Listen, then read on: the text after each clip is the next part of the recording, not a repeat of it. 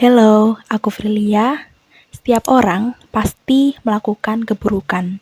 Nggak mungkin enggak karena kita adalah manusia. Pertanyaannya bukan seberapa burukkah manusia itu, tetapi lebih condong kemana? Apakah lebih condong ke keburukan atau lebih condong ke kebaikan? Nah, aku menganalogikan gini. Misalnya di tengah-tengah adalah nol. Kemudian negatif kita anggap buruk, positif kita anggap baik. Jadi, orang-orang yang berada di tengah-tengah ini orang yang tidak melakukan apa-apa. Tetapi tidak mungkin. Faktanya kita hidup, kita melakukan aktivitas, kita melakukan sesuatu, yaitu perilaku-perilaku yang kita lakukan sebagai bentuk dari apakah kita melakukan suatu kejahatan ataukah kita melakukan suatu keburukan. Nah, kalau orang itu banyak melakukan keburukan, berarti dia akan condong ke arah yang negatif.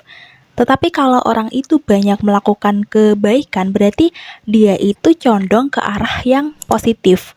Jadi, seberapa condongkah mereka? Mereka lebih condong kemana? Apakah lebih condong ke negatif dan lebih condong ke positif? Disclaimer bahwa aku menyebut negatif positif itu bukan negatif positif artian pada umumnya, yaitu untuk menganalogikan saja bahwa ada loh sesuatu yang negatif, yaitu keburukan, dan ada loh sesuatu yang positif, yaitu tentang kebaikan. Kita pasti pernah lah ya nemuin orang yang condong ke negatif, artinya orang yang condong pada keburukan. Dan kita tentu juga pernah bertemu dengan orang-orang yang condong pada hal-hal yang positif, yaitu mengarah pada kebaikan. Nah, disclaimer lagi bahwa kita itu berbicara dalam konteks apa yang kita tahu, apa yang kita lihat dengan mata kepala kita sendiri. Kan mestinya ada banyak ya, misal dia melakukan kebaikan, dia melakukan keburukan, pasti ada alasannya. Entah alasannya itu apa, kita kan nggak tahu karena ya yang tahu cuman mereka sendiri. Bisa aja mereka melakukan keburukan karena ada keterpaksaan dari pihak luar. Ataupun bisa aja mereka melakukan keburukan karena mereka benar-benar tidak tahu itu buruk. Atau mereka sudah ada di zona nyaman sehingga mereka nggak peduli lagi. Nggak peduli lagi bahwa perbuatan mereka itu buruk dan salah gitu. Untuk saat ini, kita mengabaikan dulu faktor-faktor itu. Kita fokus terhadap apa yang kita lihat. Entah apapun itu alasannya, kita mengesampingkan faktor itu dulu. Apa yang kita lihat, apa yang nampak dengan kepala kita sendiri, apa yang nampak dengan indera-indera kita kumpulkan informasi tersebut untuk menilai apakah dia lebih condong ke keburukan, apakah dia lebih condong pada kebaikan. Nah, jika kita udah tahu nih ya, orang ini tuh condong pada kebaikan atau condong pada keburukan. Kemudian, langkah selanjutnya apa? What next? Apa yang akan kita lakukan? Apakah kita akan mengubah orang yang condong ke arah negatif ini, orang yang condong pada keburukan ini? Ya, bisa aja kalian mengubahnya, bisa aja kita mengubahnya karena itu juga merupakan hak setiap orang. Dan mengarahkan orang menuju jalan kebaikan itu nggak ada salahnya. Itu merupakan hal yang wajib kita lakukan, hal yang seolah-olah menjadi bagian yang mulia dari kehidupan kita, yaitu mengarahkan orang ke arah yang positif, mengarahkan orang ke arah yang lebih baik. Tetapi pertanyaannya, apakah kita ada waktu sebanyak itu? Coba bayangkan, orang yang kita temui di sekitar kita itu nggak hanya satu, ada banyak, puluhan bahkan ratusan orang. Pertanyaannya, apakah kita memiliki cukup banyak waktu untuk mengubah orang-orang ini? Sementara waktu sehari kita hanya 24 jam, kalau kita hanya fokus pada keburukan orang dan ingin mengubah keburukan orang itu, waktu kita jadi tergerus, waktu kita jadi hilang untuk mengurusi hal-hal tersebut. Dan waktu kita untuk mencapai impian-impian kita, misalnya mengejar karir, kemudian membahagiakan orang tua, kemudian ya pokoknya hal-hal yang bersifat apa yang mau kita lakukan untuk masa depan, itu menjadi habis, itu menjadi terkuras. Yang kedua adalah Ketika misal kita ada waktu, ceritanya kita nggak tahu mau ngapain, ya udah kita mengarahkan orang ini agar beliau berada di jalan yang positif. Dan ketika kita ada waktu, pertanyaan kedua adalah apakah orang-orang ini benar-benar mau diarahkan ke arah yang positif? Apakah mereka benar-benar akan bisa mengikuti saran kita? Dan apakah orang-orang ini sesuai dengan apa yang kita mau ke depannya? Kan nggak semua orang seperti itu, ya kan? Nah, poinnya daripada kita sibuk mengurusi urusan orang lain, daripada kita sibuk ingin mengubah orang lain ini, orang yang buruk ini menjadi orang yang baik misalnya, itu akan menguras tidak hanya waktu kita, tapi juga mental kita. Ya dong, kita effort nih ingin mengubah orang yang buruk ini, tapi orangnya nggak mau. Kan jadi rugi sendiri. Hitung-hitung udah kehilangan waktu, kita juga kehilangan tenaga juga. Jadi poin dari video ini bukanlah kita yang menjadi pahlawan untuk si orang buruk ini untuk menjadi lebih baik. Tetapi poin dari video ini adalah menjadikan diri kita sendiri itu adalah aktor yang baik. Menjadikan diri sendiri adalah sebagai sosok figur yang baik. Bukan kita menjadikan orang lebih baik, tetapi kita menjadikan diri kita sendiri lebih baik. Caranya dengan ambil dan fokus akan kebaikan orang-orang yang pernah kita temui. Aku udah bilang di awal bahwa setiap manusia itu pasti melakukan keburukan.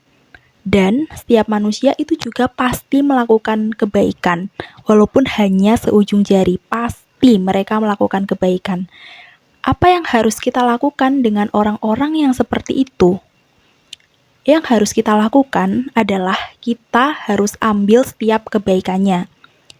Kita fokus pada kebaikannya dan kita ambil. Jangan fokus pada keburukannya. Misal kita di hari Senin itu ketemu dengan si A. Dan si A ini orangnya kayak orang yang negatif banget lah istilahnya. Tapi di sisi lain dia ada satu kebaikan. Misalnya dia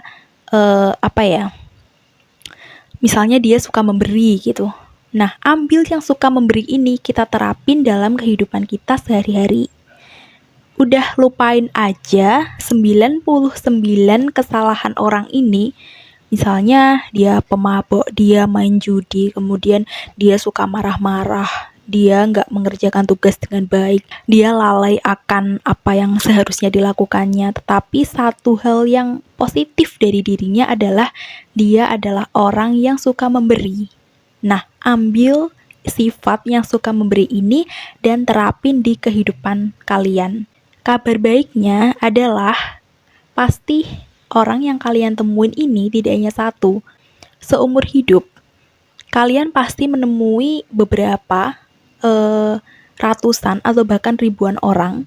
Dan kalau kita bisa mengambil sisi positifnya doang, kita bisa mengambil perilaku baiknya doang, kemudian kita terapin ke keseharian kita, kita akan bisa menjadi orang yang lebih baik. Ya kan? Kita akan bisa menjadi orang yang lebih baik. Tetapi kebaikan-kebaikan orang itu kita sesuaiin dengan kehidupan kita. Nah, mengapa aku bilang kita sesuaiin dengan kehidupan kita? Karena ada banyak orang yang melakukan kebaikan-kebaikan, tetapi misalnya gini, kalian bertemu dengan orang yang sangat kaya raya. Dia suka memberi. Misalnya dia suka memberi sembako, dia suka memberi barang-barang, dia suka memberi uang pada pengemis, dan lain sebagainya yang sifatnya tuh kalian nggak punya. Ya kan? Kalian bisa melakukan kebaikan itu, tetapi materi yang ingin kalian berikan itu kalian nggak ada. Ya kan? Nah, disesuaikan lagi dengan hal yang kalian ada. Misalnya, oke, sekarang aku nggak ada materi-materi sebanyak itu, aku nggak punya barang-barang, aku nggak punya harta sebanyak itu. Nah, bagaimana aku bisa tetap mengimplementasikan apa yang diimplementasikan oleh orang ini? Ya jawabannya adalah kalian bisa mengimplementasikan itu pada hal yang lebih sederhana, pada materi yang lebih sederhana.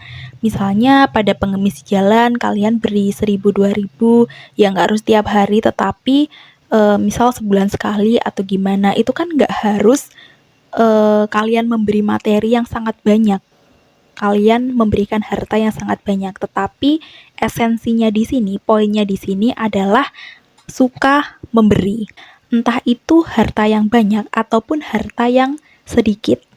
Tetapi poin esensinya di sini adalah suka memberi. Digarisbawahi kayak suka memberi gitu. Nah, sekali lagi poin dari video ini bukanlah mengubah orang lain. Poin dari video ini adalah memperbaiki diri sendiri menjadi lebih baik dengan mengandalkan kebaikan-kebaikan orang lain, dengan mengambil kebaikan-kebaikan orang lain. Seorang pembelajar itu adalah orang yang mampu menyerap informasi-informasi atau energi-energi positif dari orang lain yang bisa kita terapkan di keseharian kita. Gak peduli seberapa burukkah mereka, yang penting jika ada satu kebaikan kita ambil. Dan setiap hari kita akan bertemu dengan orang-orang dengan perilaku-perilaku yang berbeda juga, dengan kebaikan-kebaikan yang berbeda juga, sehingga kebaikan-kebaikan itu kita ambil dan kita implementasikan dalam kehidupan kita sehari-hari. Gak harus sama persis seperti apa yang dilakukan oleh orang lain, gak harus wow, gak harus terlihat sangat mewah, sangat keren, sangat besar. Kita bisa menyederhanakan hal itu menjadi poin-poin kecil. Kita bisa menyederhanakan hal itu menjadi materi-materi kecil sesuai kemampuan kita. Poinnya adalah di situ.